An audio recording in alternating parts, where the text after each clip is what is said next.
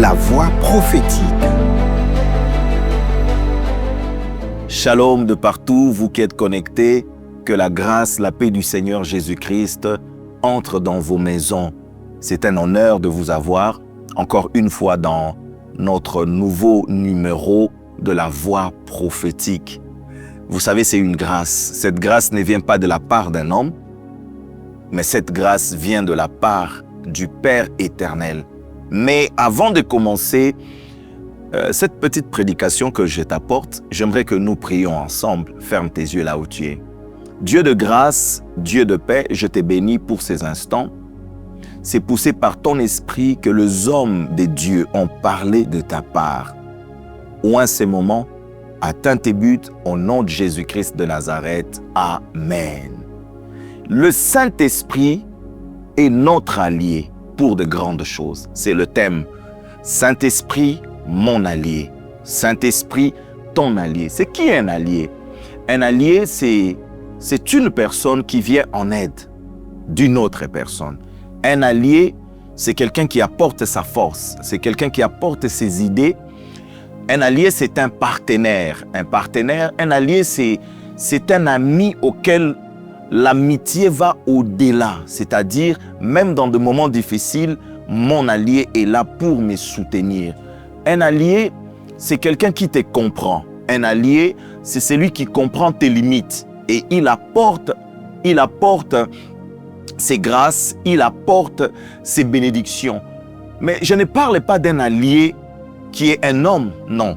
Je parle d'un allié surnaturel, d'un allié divin, qui est le Saint-Esprit. Vous savez que Jésus a dit, il sera avec vous éternellement. C'est-à-dire que le Saint-Esprit est avec nous. Même quand nous laissons cette terre des humains, le Saint-Esprit ne meurt pas. Le Saint-Esprit est éternel. Dans la Bible, il y a eu des hommes de Dieu qui ont réussi dans leur ministère parce qu'ils ont dépendu totalement du Saint-Esprit. Un jour, il m'a dit à Kinshasa, David, aussi longtemps tu parleras de moi, aussi longtemps tu vas me présenter dans les nations, aussi longtemps tu feras tout ce que je t'ai dit, moi, je serai avec toi, je rendrai ton nom grand, je vais t'emmener dans le monde. Vous savez, lorsque le Saint-Esprit vous dit quelque chose, même si la chose est difficile à y croire, même si la chose est difficile à exécuter, puisque c'est lui qui vous a dit cela et que vous le faites, l'Esprit de Dieu saura vous soutenir dans la difficulté. Lorsque vous voulez vous engager, lorsque vous voulez faire quelque chose, associez le Saint-Esprit. Il est appelé notre conseiller. Pourquoi le Saint-Esprit est notre allié? Premièrement, parce que le Saint-Esprit parle. Ce n'est pas un chien, il n'aboie pas. Il dit à Philippe, avance vers le char. Il y a quelqu'un qui lit. Effectivement, il y avait un Éthiopien qui lisait. Il dit à Pierre, descends car il y a 3 hommes qui te demandent. Pendant que Pierre réfléchissait sur la vision de la nappe qu'il a vue, l'Esprit de Dieu lui dit, descends. Il y a 3 personnes qui te demandent. Effectivement, il y avait 3 personnes. Le Saint-Esprit m'avertit, ça c'est l'apôtre Paul qui dit, le Saint-Esprit m'avertit qu'il y aura des liens et des tribulations. Peut-être ça paraîtra un peu contradictoire. L'Esprit de Dieu ne dit pas que de bonnes choses. L'Esprit de Dieu peut t'avertir qu'il y a un danger. L'Esprit de Dieu peut t'épargner qu'il y a tel complot. Alors, il faut faire très attention. Prenez soin d'écouter le Saint-Esprit. En dehors d'écouter le Saint-Esprit, obéissez le Saint-Esprit. Même si vous ne comprenez rien au début. Mais, avec le temps, vous allez comprendre. Pourquoi le Saint-Esprit est notre allié? Parce que le Saint-Esprit connaît le chemin où nous devons aller. Il connaît le chemin auquel nous devons emprunter. Pourquoi le Saint-Esprit est notre allié? Parce que tous ceux qui sont conduits par l'Esprit de Christ sont fils et filles de Dieu. Celui qui est conduit par le Saint-Esprit triomphe toujours. Il est notre allié. Pourquoi? Parce que nous devons mener une vie victorieuse ici sur terre. Les combats, les difficultés, il y en aura. Mais aussi longtemps, nous dépendons du Saint-Esprit, la victoire est certaine. Est-ce que quelqu'un peut dire Amen? Pourquoi il est notre allié? Il est notre allié parce qu'il révèle les choses cachées. Je suis un homme, tu es un homme, tu es une femme, tu es limité. Mais l'Esprit de Dieu ne connaît pas de limites. C'est l'Esprit de Dieu qui nous pousse à voir. C'est l'Esprit de Dieu qui nous ouvre les yeux. C'est l'Esprit de Dieu qui nous donne de pouvoir discerner le temps auquel nous sommes en train de vivre. Pourquoi le Saint-Esprit est notre allié? Le Saint-Esprit est notre allié parce que c'est lui qui nous remplit. Il n'y a pas de remplissage sans le Saint-Esprit. Il n'y a pas de remplissage sans le Saint-Esprit. Le Saint-Esprit est notre allié parce que c'est lui qui nous donne l'onction. C'est lui qui nous donne la puissance. Ce n'est ni par la force, ce n'est ni par l'intelligence, ce n'est pas parce que cet homme a fait des études, mais c'est par mon esprit. Vous allez remarquer, il y a d'autres personnes qui n'ont pas étudié, qui n'ont pas fait la théologie. Mais lorsqu'ils se tiennent devant la foule, lorsqu'ils déclarent, il y a les miracles. C'est ça le Saint-Esprit. Le Saint-Esprit fait des choses qui dépassent l'entendement des hommes. Le Saint-Esprit n'est pas la théorie. L'Esprit de Dieu est quelqu'un. Il a une personnalité. Il entend, il voit, il parle, il peut être outragé. Le Saint-Esprit peut être attristé. Le Saint-Esprit peut être contrarié. Et le Saint-Esprit peut être joyeux. Vous savez, plus vous passez du temps avec le Saint-Esprit, c'est facile de comprendre le langage du Saint-Esprit. C'est facile de comprendre les modus operandi du Saint-Esprit. Il y a de ces personnes-là qui entendent facilement le Saint-Esprit par voix audible. Mais allons dans la parole de Dieu rapidement pour voir ce que la Bible nous dit. Je vous propose un texte. Nous sommes dans les Actes des Apôtres au chapitre 13, au verset 4. Actes des Apôtres, chapitre 13, verset 4. La Bible dit ceci: Barnabas et Saul, envoyés par le Saint-Esprit. Vous entendez? Envoyés par le Saint-Esprit. Tout celui qui est envoyé par le Saint-Esprit pour accomplir une mission quelconque, cette personne réussit toujours. Aussi longtemps le Saint-Esprit t'a dit « va ». Ne partez pas quand le Saint-Esprit ne vous dit rien. Si le Saint-Esprit ne vous dit rien, n'allez pas. Jésus a dit aux disciples « vous ne sortez pas, n'allez pas prêcher, attendez ». Attendez quoi? La promesse. Vous recevrez une puissance. Lorsque le Saint-Esprit survenant sur vous, c'est alors que les portes sont ouvertes. C'est alors que vous pouvez évangéliser. Ici, c'était un voyage missionnaire. Et nous voyons deux hommes de Dieu. Barnabas et Saul, qui est autrement appelé Paul et Silas, envoyés par le Saint-Esprit, descendirent à Cilicie, qui est le port d'Antioche. Et de là, ils s'embarquèrent pour l'île de Chypre. Verset 5. Arrivés à Salami, ils annoncèrent la parole de Dieu dans les synagogues des Juifs. Ils avaient Jean pour aide. Verset 6. Ayant ensuite traversé toute l'île jusqu'à Paphos, ils trouvèrent un certain magicien, faux prophète juif, nommé Bar-Jésus. Il faut faire très attention. Aujourd'hui, l'évangile est infiltré. Aujourd'hui, l'évangile est pollué. Il y a beaucoup des infiltrés. Toutes les personnes qui passent sur les réseaux sociaux ne sont pas forcément des hommes de Dieu. Il faut discerner.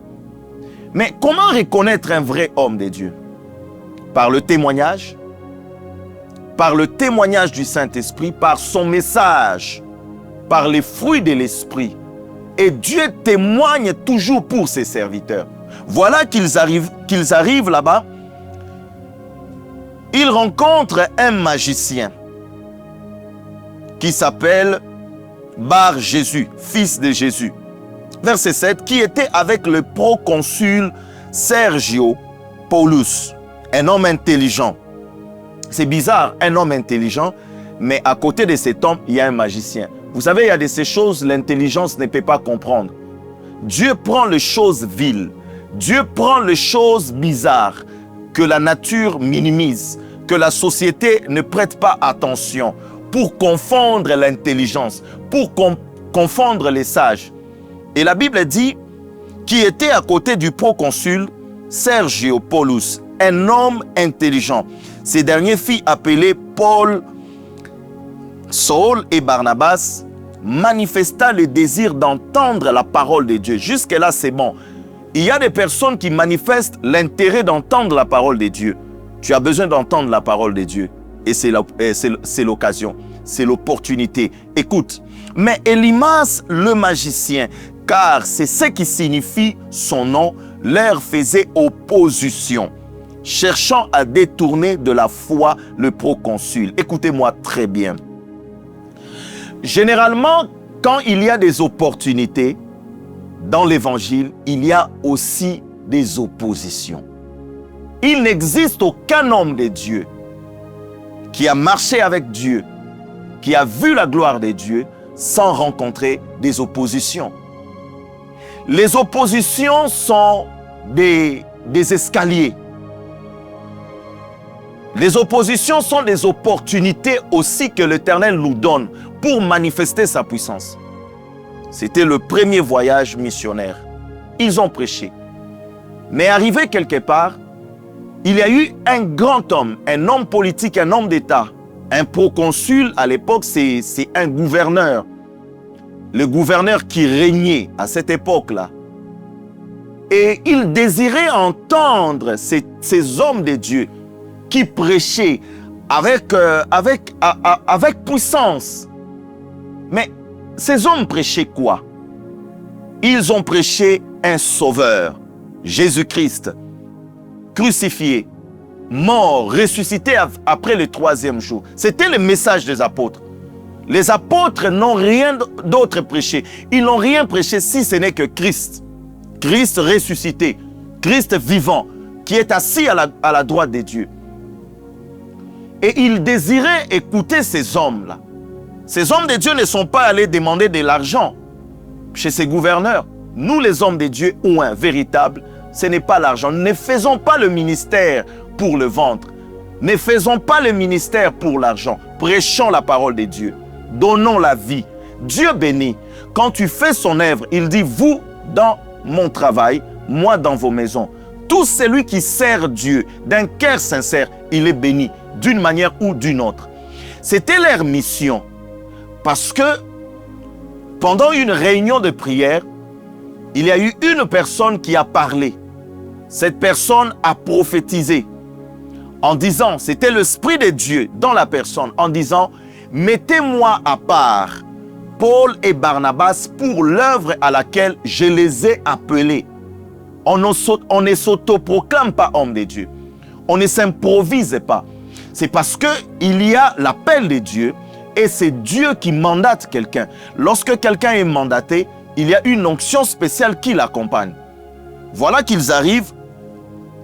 Ils vont trouver un magicien. Généralement, à côté des hommes d'État, à côté des hommes élevés en dignité, à côté des autorités, à côté des présidents, à côté des gouverneurs, depuis la Bible, vous allez voir qu'il y a toujours des magiciens. Chers hommes de Dieu, ne craignez point. Ici, j'aimerais m'adresser à toi. Tu es un PDG, tu es un ministre, son Excellence. Faites tout pour mettre à vos côtés des personnes qui connaissent Dieu, des personnes ayant l'onction du Saint-Esprit.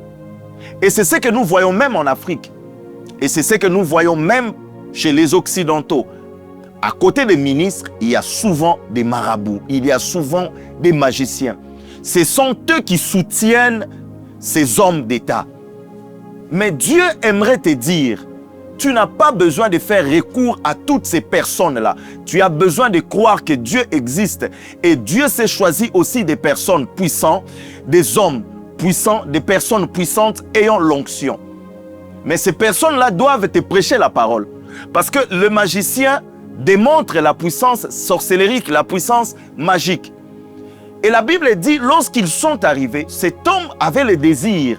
Il désirait écouter la parole de Dieu. Mais celui qui était à côté faisait opposition. Qui est à tes côtés? Qui te côtoie? Attention, bien-aimé. Il ne faut jamais mettre à tes côtés la personne qui n'a pas, ou une personne qui n'a pas Jésus. Parce que cette personne peut devenir un danger pour toi. Je continue ma lecture. La Bible dit, mais Elimas, le magicien, son nom, car c'est son nom, leur faisait opposition.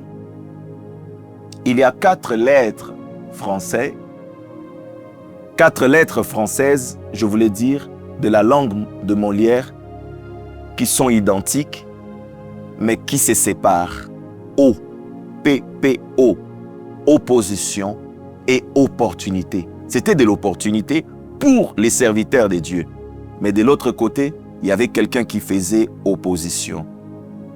Lorsque Dieu m'a dit, commence la vision Mont Fire à Kinshasa, la première édition, je l'ai fait à Kinshasa dans notre église, ministère sur le pas de Jésus-Christ. Mais il y a eu des oppositions.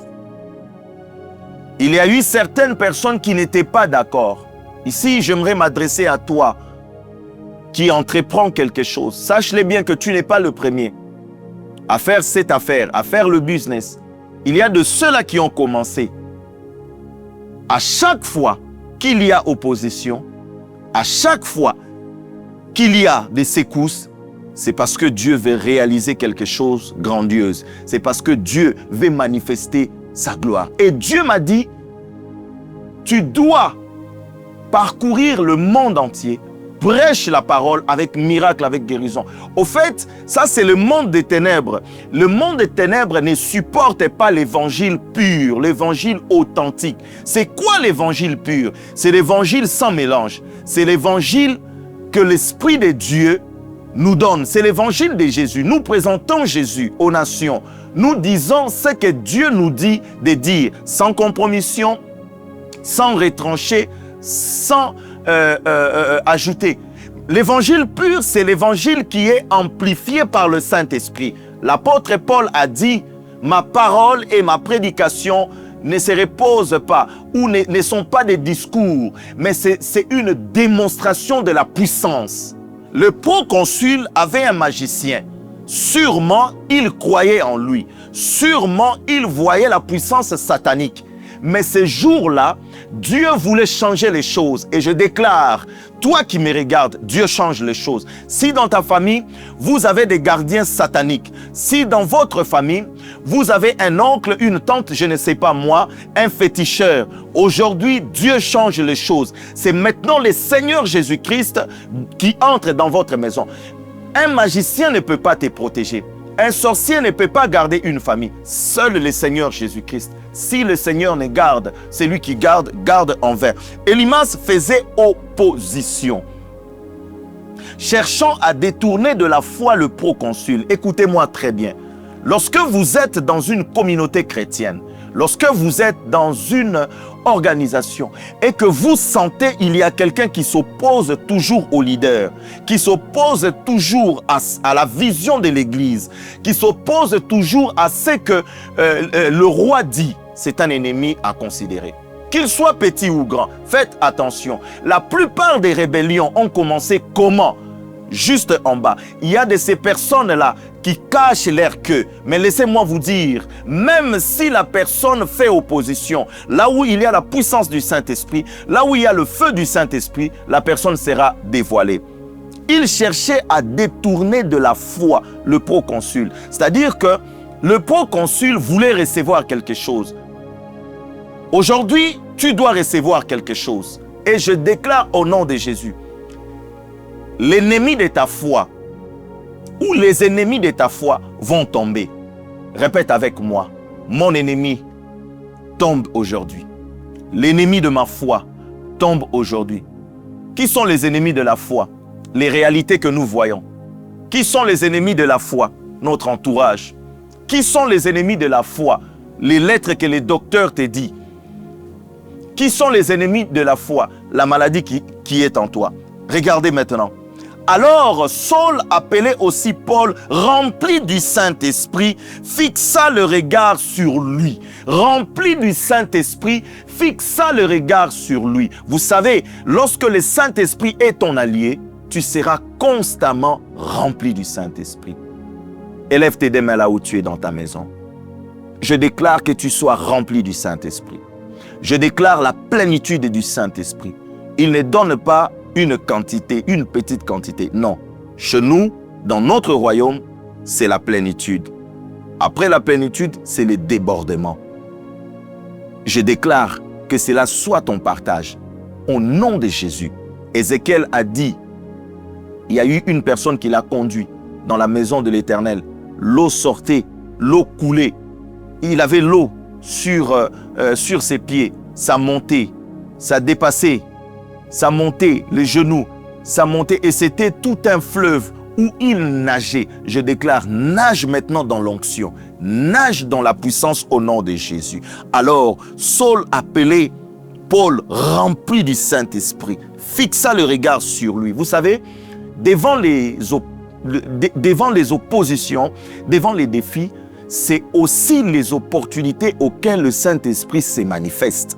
Le Saint-Esprit se manifeste aussi lorsqu'il y a les challenges. Le Saint-Esprit se manifeste aussi lorsqu'il y a la guerre, lorsqu'il y a des secousses. Lorsqu'il est rempli du Saint-Esprit, il fixa le regard sur lui. Cela me fait penser à un homme de Dieu plein de grâce qui s'appelait Étienne. Étienne, rempli du Saint-Esprit, pendant qu'on le lapidait, il fixa le regard vers le ciel et il disait ce qu'il voyait. Lorsqu'on est rempli du Saint-Esprit, les yeux s'ouvrent. Là, il a remarqué que cet homme, c'est un ennemi de Dieu, c'est un ennemi de la justice. Et qu'est-ce que Paul dira? Il fixa le regard sur lui et dit, « Homme plein de toute espèce de ruses et de fraude, fils du diable, ennemi de toute justice, ne cesseras-tu point de pervertir les voies droites du Seigneur? » Vous voyez, un homme de Dieu rempli du Saint-Esprit doit toujours comprendre qui est devant lui, qui est à ses côtés. Lorsque tu entres quelque part, en dehors de prendre la possession, tu dois aussi comprendre, que tes yeux spirituels s'ouvrent pour comprendre qui est la personne qui est à mes côtés. Et la Bible dit, maintenant, au verset 11, « Voici la main du Seigneur est sur toi et tu seras aveugle. » Lorsque la main du Seigneur est sur ton ennemi, c'est une frappe. Je déclare que la main du Seigneur frappe tes ennemis au nom de Jésus. Tu seras aveugle pour un temps. Tu ne verras pas le soleil. La Bible dit, aussitôt, l'obscurité et les ténèbres tombèrent sur lui. Alléluia. Ça, c'est un homme puissant. Ça, c'est un homme qui a l'onction. Ça, c'est un homme qui marche avec Dieu. Lorsque nous marchons avec Dieu, notre parole ou nos paroles peuvent communiquer la vie ou la mort. Lorsque vous êtes à côté d'un homme de Dieu oint, lorsque vous êtes à côté des véritables oints de Dieu, faites attention à leurs expressions. Un homme de Dieu peut te dire une simple parole, mais ces paroles-là cachent beaucoup de révélations, cachent beaucoup de bénédictions. Soyez des personnes révélées. Soyez des personnes qui vont pousser vos leaders spirituels de parler sur vos vies, de vous bénir. La parole qui sortira de la bouche d'un homme de Dieu, c'est pour ta bénédiction. Aussitôt l'obscurité et le ténèbre tombèrent sur lui et il cherchait en tâtonnant des personnes pour les guider. Lui qui se croyait supérieur. Et au verset 12 pour conclure, alors les proconsuls, voyant ce qui était arrivé, crurent. Étant frappés de la doctrine du Seigneur. C'est quoi cette doctrine? C'est Jésus-Christ ressuscité. Il est assis à la droite de Dieu. Aujourd'hui, il y a beaucoup de personnes qui ne croient plus. Ils disent que Jésus, c'est le Dieu des Blancs. Ma Bible ne me dit pas que Jésus est mort pour les Blancs, car Dieu a tant aimé le monde, il a donné son Fils. Le proconsul a cru, pourquoi? Parce qu'il a vu la manifestation de la puissance de Dieu au travers de l'homme de Dieu, Paul. Et il a cru que ces hommes étaient des véritables hommes de Dieu. Le monde veut voir que Dieu t'ait rempli de l'onction, que Dieu fasse de toi une voix, que Dieu fasse de toi une référence.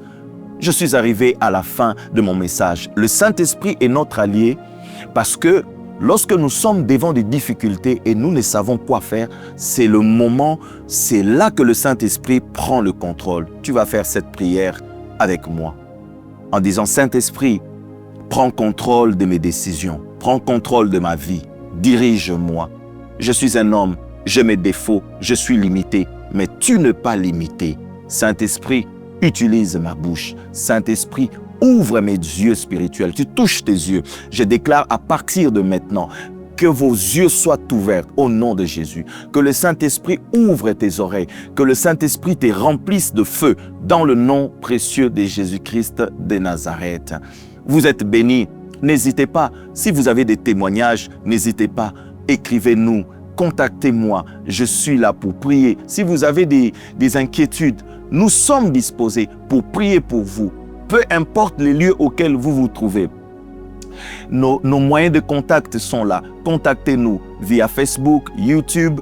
Contactez-nous sur email. Nous allons vous répondre. En tout cas, vous êtes bénis. Recevez mes salutations. N'oubliez pas, le Saint-Esprit est ton allié. Shalom.